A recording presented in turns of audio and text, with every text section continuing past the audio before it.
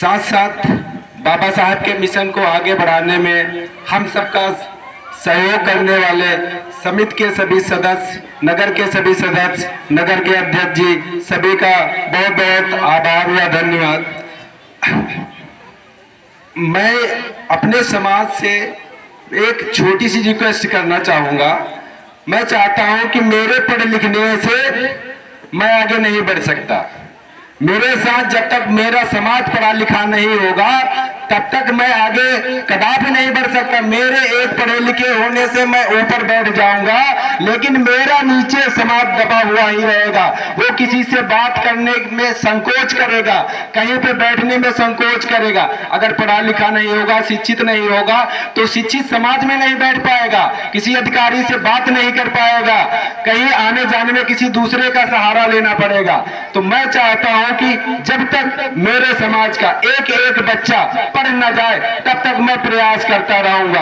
इसी तर्ज को लेकर के मैंने विचार किया कि मैं अपने घर के बच्चे को एक बेहतर शिक्षा दूंगा, उनको बेहतर व्यक्ति बनाऊंगा, सामाजिक और आर्थिक दोनों तौर से। लेकिन मैंने सोचा कि अगर मैं अपने बच्चों को बेहतर शिक्षा दे दूंगा लेकिन मेरा समाज पिछड़ा रहेगा तो मेरे पढ़े लिखे होने से कोई फायदा नहीं।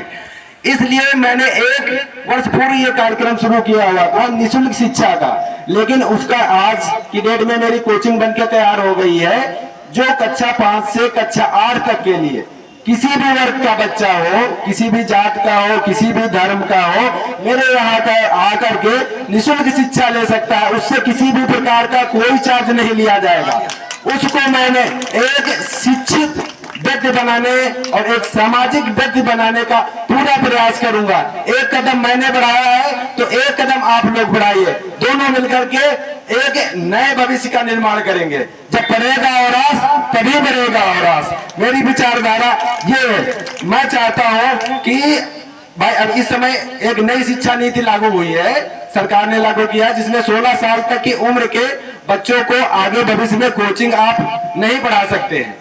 तो आप तो पढ़े लिखे, मैं पढ़ा लिखा हूं, मैं अपने बच्चों को पढ़ा लिखा लूंगा, लेकिन जो मजदूर बच्चा है, जो किसान का बेटा है, वो पढ़ा लिखा नहीं है तो अपने बच्चों को कैसे आगे पढ़ाएगा? वो तो 16 साल की उम्र तक हाई स्कूल पास कर लेगा, उसके बाद जब कंपटीशन में बैठेगा, मेरा बच्चा तो कंपटीशन बीट कर लेगा, लेकिन उस किसान का बच्चा कैसे बीट कर पाएगा, उस मजदूर का बच्चा कैसे बीट कर पाएगा? क्योंकि वो तो स्कूल गया लेकिन कोचिंग तो उसको मिली नहीं, जैसा पढ़ाया गया वैसा पढ़ा।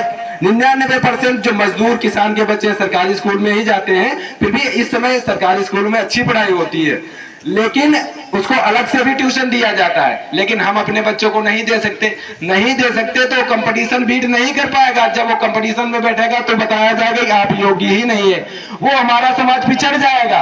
ये पिछड़ना नहीं चाहिए मेरा समाज। इसीलिए आप अपने सारे बच्चों को, आप सबसे मेरा हाथ जोड़कर रिक्वेस्ट है, मैं किसी से किसी भी प्रकार का कोई धन नहीं लूंगा, सबको निःशुल्क शिक्षा देने का मेरा प्रयास है। आप सभी अपने बच्चों को जो न जाते हो मेरे यहाँ भेजिए। नवयान एकेडमी, शास्त्री नगर, रहीमाबाद रोड पे, मेरे घर के पास ही है।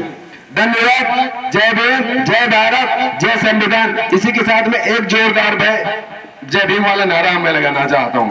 बाबा साहब, बाबा साहब, बाबा साहब, जय जय जय जय जय भीम, जय जय जय जय जय भीम, जय जय जय जय भीम। बहुत बहुत धन्यवाद।